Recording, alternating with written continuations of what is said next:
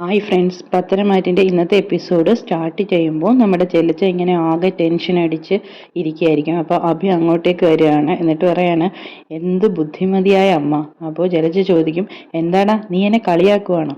അപ്പോൾ അഭി പറയും, അല്ല കളിയാക്കിയതല്ല, അമ്മയുടെ ബുദ്ധിയെപ്പറ്റി പറഞ്ഞു എന്നേ ഉള്ളൂ. പറയും, നിനക്ക് വേണ്ടി ഞാൻ എന്ത് ചെയ്യാൻ തുടങ്ങിയാലും അത് ഇങ്ങനെയൊക്കെ തന്നെ വന്ന് അവസാനിക്കത്തുള്ളൂ.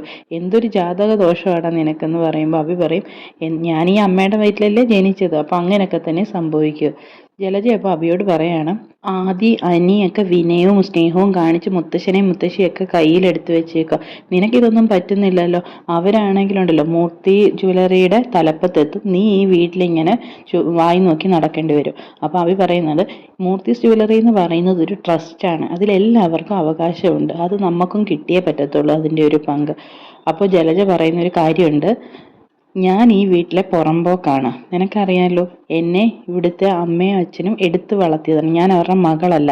അത് നിന്റെ ഭാര്യയ്ക്കും അനിയത്തിക്കും അവിടെ അമ്മയ്ക്കൊന്നും അറിയില്ല. അറിയായിരുന്നെങ്കിൽ എൻ്റെ ആ ചേട്ടത്തി ചെയ്യുന്ന പോലെ അവരും എനിക്ക് ഒരു വിലയും തരത്തില്ലായിരുന്നു. അതുകൊണ്ട് ഏത് നിമിഷം വേണേലും നമ്മളെ പിടിച്ച് പുറത്താക്കാം. അപ്പോൾ അഭി പറയാണ്, അങ്ങനെ പുറത്താക്കാനൊന്നും പറ്റില്ല. അങ്ങനെ പുറത്താക്കുവാണെങ്കിലുണ്ടല്ലോ ഞാൻ എല്ലാവരെയും ചേർത്ത് ഈ വീടിന് തീയിടും.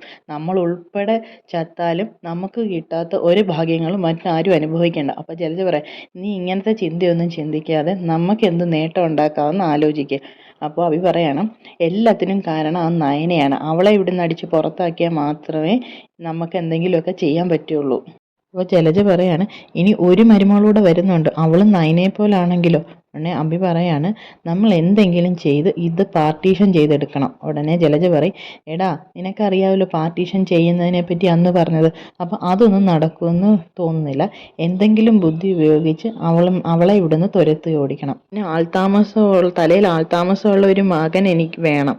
ഉടനെ അഭി പറയാണ്, അമ്മയുടെ ബുദ്ധി ഇപ്പോൾ ഇവിടെ കണ്ടതാണല്ലോ, അതുകൊണ്ട് അമ്മ കൂടുതലൊന്നും പറയണ്ട. ഉടനെ ജലജ പറയും, നിനക്കും പ്രത്യേകിച്ചൊന്നും ചെയ്യാൻ അറിയില്ലല്ലോ. ആ നിർമ്മലിനെ പോലുള്ള ഓരോരുത്തന്മാരെ ഒപ്പിച്ച് കയ്യിൽ നിന്ന് കാശ് കളയാനല്ലാതെ നിന്നെ കൊണ്ട് എന്തിനു കൊള്ളാടാന്ന് ചോദിച്ച് ജലജ അകത്തേക്ക് കയറിപ്പോവാണ്. ഇത് കേട്ട് അഭി ദേഷ്യപ്പെട്ട് നിൽക്കുകയാണ്.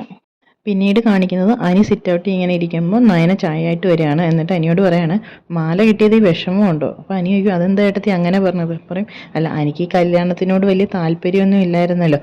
ഞാൻ ആദ്യം കരുതിയത് അനിയാണ് മാല മാറ്റിയെന്നാണ്. പിന്നെ മനസ്സിലായത് ഇവിടെ പലരും അനിയുടെ കല്യാണം മുടക്കാൻ നോക്കുന്നുണ്ട്. അപ്പോൾ ആ മാല കിട്ടിയില്ലായിരുന്നെങ്കിൽ അനിയുടെ കല്യാണം മുടങ്ങിയേനെ.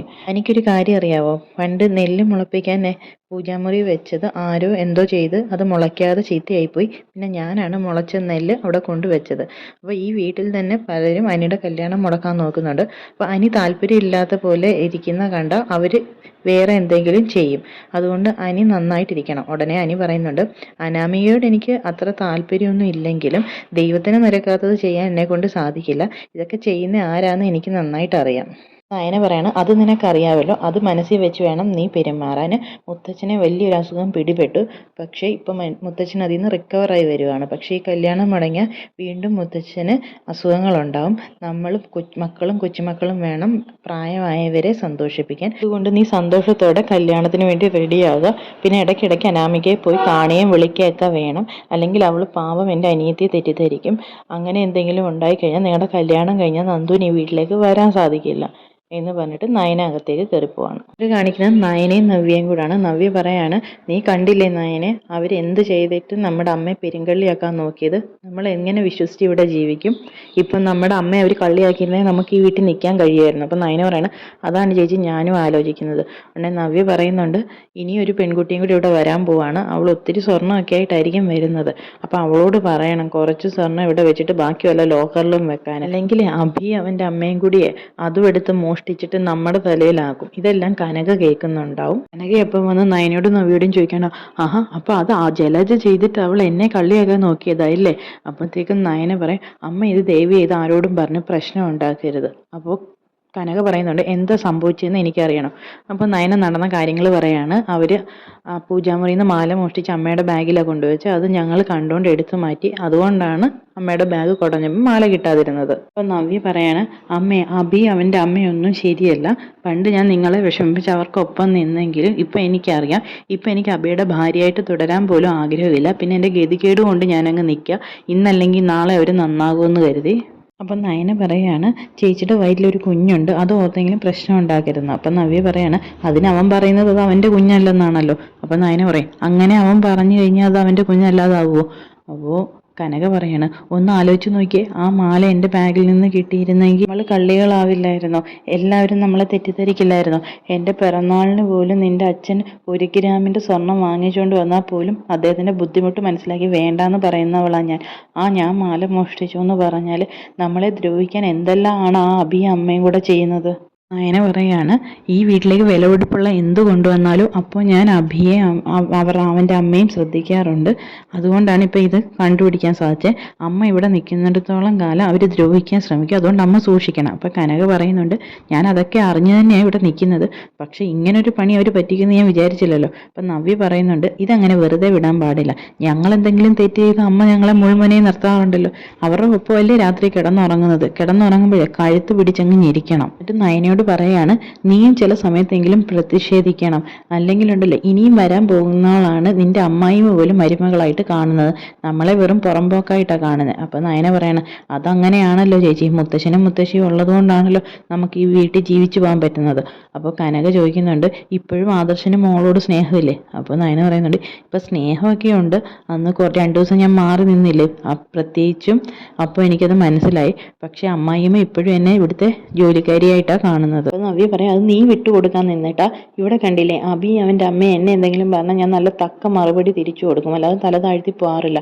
ഉടനെ നയന പറയാണ് എനിക്ക് ആദർശേൻ്റെ അമ്മയുടെ മുന്നിൽ നിന്ന് സംസാരിക്കാൻ പറ്റില്ല, കാരണം അത് ആദർശേട്ടന് വിഷമം ഉണ്ടാക്കും. അപ്പോൾ കനകയും അത് ശരിയാണെന്ന് പറയാണ്. എന്നിട്ട് പറയാം എന്നാലും ഞാൻ ആ താടകയെ വെറുതെ വിടാൻ പോകുന്നില്ല, ഞാൻ ആരാന്നൊക്കെ കുറച്ചൊക്കെ മനസ്സിലായതാ, ഇനി ബാക്കിയും കൂടെ ഞാൻ മനസ്സിലാക്കി കൊടുക്കുന്നുണ്ടെന്നും പറഞ്ഞ് പോവാണ് കനക. അപ്പം നവ്യ നയനയോട് പറയാണ് ഇന്നത്തെ സംഭവം ഇവിടെ എല്ലാവരോടും പറയേണ്ടതായിരുന്നു, അങ്ങനെയാണെങ്കിൽ ഇനി ഒരു കാര്യം വരുമ്പോൾ ആരും നമ്മളെ പഴിക്കില്ലായിരുന്നു. അപ്പം നയന പറയാം ഈ തവണത്തേക്കും കൂടെ നമുക്ക് ക്ഷമിക്കാൻ ചേച്ചി. അപ്പോൾ പറയാം ഇങ്ങനെ ക്ഷമിച്ച് അവസാനം നമ്മളെ ജീവിതമായിരിക്കും ഇല്ലാതാകാൻ പോകുന്നത്. ഇനി ഒരുത്തി വരുന്നുണ്ട്, അവൾക്ക് മാനേഴ്സ് തീരെയില്ല, പിന്നെ കുറച്ച് കാശൊക്കെ ഉണ്ടെങ്കിൽ അവൾ നമുക്ക് മുകളിലല്ല, എന്നോട് എന്തെങ്കിലും പറഞ്ഞു വന്നാൽ ഞാൻ നല്ല മറുപടി ഞാൻ തിരിച്ചു കൊടുക്കുമെന്ന് നവ്യ പറയാണ്. പിന്നീട് കാണിക്കുന്നത് ജലജ ഇരിക്കുന്ന റൂമിലേക്ക് കനക കയറി വരികയായിരിക്കും. അപ്പോൾ ജലജയുടെ കയ്യിൽ ഒരു വൈൻ കുപ്പി ഉണ്ടാവും. ഉടനെ ദേഷ്യപ്പെട്ട് വരുന്ന കനക പെട്ടെന്ന് ജലജയോട് ഇരിക്കും ഇതെന്താ കയ്യിലിരിക്കുന്നത്? ഉടനെ ജലജ പറയും ഇത് ആപ്പിളും ഓറഞ്ചും ഒക്കെ ഇട്ട് ഉണ്ടാക്കിയ അമേരിക്കയിലെ ഒരു ജ്യൂസാണ്, ഇത് കുടിച്ചാലേ നല്ലപോലെ വെളുക്കും. പെട്ടെന്ന് കനക പറയണം എന്നാൽ ഞാൻ കുടിക്കട്ടെ എന്ന് പറഞ്ഞ് വാങ്ങിച്ച് കുടിക്കുകയാണ്. അപ്പോൾ അത് വൈനാണ്. അപ്പോൾ ജലജ പറയാം ഇത് വൈനാന്ന് അറിയാതെ അവളങ്ങ് കുടിക്കുക, അവൾ കുടിക്കട്ടെ, കുടിച്ചേ ബോധമില്ലാതാവുമ്പോൾ എല്ലാവരോടും പറഞ്ഞ് മദ്യപിച്ച് ലെക്ക് കെട്ടവളായിട്ട് ഇവളെ വരുത്തി തീർക്കാം. അങ്ങനെ കനക ആകെ ഓവറായിട്ട് ജലജയെ അടിക്കുകയും അവിടെ കിടക്കടി എന്നൊക്കെ പറഞ്ഞ് കുറേ വഴക്കുണ്ടാക്കാണ്. അപ്പോൾ ജലജ ഫോൺ എടുത്ത് വിളിക്കാൻ തുടങ്ങുമ്പോൾ ഫോണൊക്കെ പിടിച്ച് വാങ്ങിക്കും. എന്നിട്ട് പറയും കിടക്കടി അവിടെ, നീ ഇവിടുന്ന് ഇനി എഴുന്നേറ്റാലുണ്ടല്ലോ ഞാൻ എന്തായാലും ഇന്ന് ഉറങ്ങാൻ പോകുന്നില്ല, നീ അതുകൊണ്ട് ഇവിടുന്ന് പുറത്തു പോകാമെന്ന് വിചാരിക്കേണ്ടെന്നൊക്കെ പറഞ്ഞ് വീണ്ടും വൈൻ കുടിച്ചിട്ട് കനകയും വന്ന് അപ്പുറത്ത് കിടക്കുകയാണ്. അപ്പോൾ ജലജ മനസ്സ് ചിന്തിക്കുകയാണ് നേരം വിളിക്കട്ടിടി ഞാൻ ആരാന്ന് നിനക്ക് കാണിച്ചു തരാമെന്ന്. പിന്നീട് കാണിക്കുന്നത് രാവിലെയാണ്. ജലജ എല്ലാം ഫ്രഷായി വരുമ്പോഴും കനക കിടക്കുകയായിരിക്കും. പെട്ടെന്ന് കനക എഴുന്നേക്കും. അപ്പോൾ ജലജ ചോദിക്കും നീ എന്തിനാടി ഇന്നലെ രാത്രി റൂം പൂട്ടിയിട്ടത്, എൻ്റെ ഫോൺ എവിടെ? അപ്പോൾ കനക പറയും നീ പുറത്തിറങ്ങി പോകാതിരിക്കാനും നീ ആരെയും ഫോൺ ചെയ്യാതിരിക്കാനും വേണ്ടിയാണ് ഞാൻ ഫോൺ മാറ്റി വെച്ചത്, പിന്നെ അത് വൈനാണെന്ന് അറിഞ്ഞുകൊണ്ട് തന്നെയാണ് ഞാൻ കുടിച്ചത്, നിന്നോടുള്ള നല്ല ദേഷ്യത്തിലാണ് ഞാൻ വന്നത്, അപ്പോൾ അത് കുടിച്ചു കഴിഞ്ഞപ്പോൾ എനിക്ക് നല്ലപോലെ നിന്നോട് സംസാരിക്കാൻ പറ്റി. അപ്പോൾ ജലജ പറയുന്നുണ്ട് നീ അങ്ങനെ ഞാൻ ആരോടും ഇത് പറയില്ലെന്നൊന്നും കരുതണ്ട. അപ്പോൾ പറയും നീ പോയി പറ ആരോടാന്ന് വെച്ചാൽ, നീ അല്ലേടി ഇത് ജ്യൂസാന്നും പറഞ്ഞ് എനിക്ക് തന്നത്, പിന്നെ ഇവിടെ നടന്ന കാര്യം നീ പറയുകയാണെങ്കിൽ എനിക്കും ചിലത് പറയാനുണ്ട്, പൂജാമുറിയിലിരുന്ന മാല എങ്ങനെ എൻ്റെ ബാഗിൽ വന്നത്? ഉടനെ ജലജ മനസ്സിൽ വിചാരിക്കണം അവളുമാരതപ്പം ഇവളോട് പറഞ്ഞു. അതൊക്കെ പറയാണ് നീ കരുതുന്ന പോലെ എൻ്റെ മക്കൾ ചെളിക്കുണ്ടിന്നൊന്നും വന്നതല്ല, പ്രത്യേകിച്ച് എൻ്റെ നയനമോള്, അവളുടെ ഉള്ളിൽ നന്മയുള്ളത് കൊണ്ടാണ് ഇന്നലെ ഇവിടെ നടന്ന കാര്യം ആരും അറിയാഞ്ഞത്. പിന്നെ ഞാൻ അറിഞ്ഞതെന്ന് പറഞ്ഞാൽ അവർ തമ്മിൽ സംസാരിക്കുന്നത് ഞാൻ കേട്ടു, അപ്പോൾ ഞാൻ കാര്യങ്ങളെല്ലാം ചോദിച്ചറിഞ്ഞു. അങ്ങനെ അത് ചോദിക്കാനായിട്ട് വന്നപ്പോഴാണ് നീ നിൻ്റെ വൈൻ എനിക്ക് വെച്ച് നീട്ടിയത്, കുടിച്ചു കഴിഞ്ഞാൽ 2 വർത്താനം പറയാത്ത ആരും ഇല്ലല്ലോ എന്ന് പറയാണ്. അപ്പോൾ ജലജ പറയണം ഇത് ശനി പിടിച്ച നേരത്താണ് നീ നിൻ്റെ മക്കളും ഈ വീട്ടിൽ വന്ന് കയറിയത്. ഉടനെ കനക പറയും അതെ ശനിക്ക് ചിറക് വെച്ച ഒരു അമ്മയും മകനും ഈ വീട്ടിലുണ്ടായിരുന്നു, അവരെ എതിർക്കാൻ വേണ്ടിയാണ് ഞാനും എൻ്റെ മക്കളും ഈ വീട്ടിൽ വന്ന് കയറിയത്.